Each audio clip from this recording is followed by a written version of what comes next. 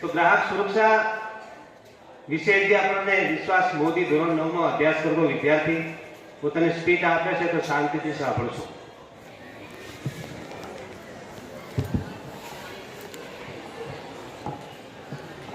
મારું નામ મોદી વિશ્વાસ ભરતભાઈ છે. હું ધોરણ 9 માં અભ્યાસ કરું છું.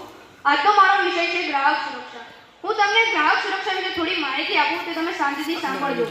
આપણે બધા જાણીએ છીએ કે હકો અને ફરજો એ એક સિક્કાની બે બાજુઓ છે. એમ ગ્રાહક પણ હક અને ફરજથી બંધાયેલો છે. ગ્રાહકનો સૌથી મોટો હક એ છે કે તે સારી વસ્તુ મેળવે, તેને સારી ગુણવત્તાવાળી વસ્તુ મળે અને તેના સાથે છેતરપિંડી ન થાય. અને તેની સૌથી મોટી ફરજ એ છે કે તે મેળવેલી વસ્તુ કે સેવાનું તે વળતર ચૂકવે. ભારત એ વિશ્વનું સૌથી મોટું બજાર છે. સૌથી વધારે ગ્રાહકો આપણા ભારતમાં આવેલા છે. આપણે ફક્ત બે જેવા દિન છે જે આખું વિશ્વ જોઈ શકે છે, એક માનવ દિન અને એક ગ્રાહક દિન. કારણ કે આ દુનિયાનો હરેક વ્યક્તિ ગ્રાહક છે. આપણે એમ વિચારીએ છીએ કે તે ખેડૂત છે કે તે બિઝનેસમેન છે, તેને બીજી બધી વસ્તુઓ ખરીદવાની શું જરૂર, પરંતુ તેને જીવન જરૂરિયાત ઘણી વસ્તુઓ છે જે તેને ખરીદવી પડે છે, જેમ કે સાબુ, કોલગેટ, ખાવાના અન્ન ધાન બધું તેને ખરીદવું પડે છે. હું તમને થોડા એવા ઉદાહરણો આપું જેનાથી તમારે સાવચેત રહેવાનું છે કે તમારી સાથે પણ આવા ફ્રોડ થઈ શકે છે.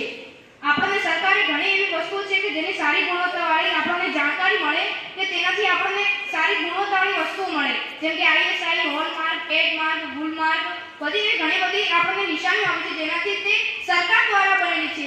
તે સરકારે પાસ કરેલ છે કે આમાં કોઈ ખામી નથી કે આનાથી કોઈ નુકસાન નથી થતું. આપણે અત્યારે જોઈએ છીએ કે આપણે કોઈ પણ પેકેટ લઈએ તો તેના પર તેની મેક્સ પ્રાઇસ લખેલી હોય છે કે કોઈ પણ વેપારી કે દુકાનદાર તેને આનાથી વધુમાં ન વેચી શકે. પરંતુ અત્યારે જો કોઈ તે આપણે 1 રૂપિયાની વસ્તુ હોય અને જો આપણે તે 2 રૂપિયામાં આપે તો આપણે એમ વિચારીએ કે હવે એને લઈને કેટલા રૂપિયા લીધા, 1 રૂપિયો ને, હવે એમાં શું ઝઘડો કરવો અને હું તેના ઉપર કાર્યવાહી કરાવું. પરંતુ તમને એક વાર કરતા કેટલી વાર લૂંટી લેશે તમને ખબર નહીં પડે. અત્યારનો ગ્રાહક એવું વિચારે છે કે આ 1 રૂપિયા માટે હું ઝઘડો કરું તો મારી ઇજ્જતનું શું લોકો સમજે કે આને 1 રૂપિયા ભરવાની પણ તાકાત નથી, પણ એક કરીને તમને લૂંટી લેશે અને ત્યારે તમે વાટકો લઈને બેસો તો ત્યારે તમારી આબરૂ શું રહેશે. આપણે અત્યારે સોશિયલ મીડિયા પર ખૂબ વિડિયો વાયરલ થઈ રહ્યો છે કે એક વ્યક્તિ આપણને જૂના મોબાઈલો આપણને માંગણી કરે કે તમે મને કોઈ જૂનો મોબાઈલ આપો તો તેના બદલે તમને નવો સ્માર્ટફોન આપું અથવા તો તેનાથી વધારે કિંમત આપો.